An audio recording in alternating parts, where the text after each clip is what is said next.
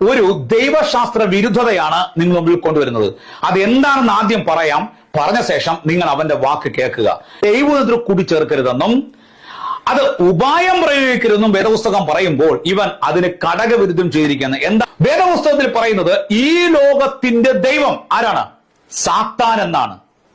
പൗലോസ് സാത്താനെ ഈ ലോകത്തിന്റെ ദൈവം എന്ന് വിളിക്കുന്നു. ഈ ലേഖനത്തിൽ ഈ ലോകത്തിന്റെ ദൈവം എന്ന് പറയുന്നത് സാത്താനെയാണ്. വചനത്തിൽ മായം ചേർക്കുന്നതാണോ പച്ചയായ സുവിശേഷം? ഇവൻ എന്താണ് പറഞ്ഞത്? ഇവൻ ദൈവശാസ്ത്ര വിരുദ്ധത പറഞ്ഞ കാര്യം കേട്ടിട്ട് കൊല്ലം ഷമീറും കാക്കയും കൊല്ലം ഷമീറിന്റെ ഫാൻസുകാരും ഉത്തരം മറുപടി പറയണം.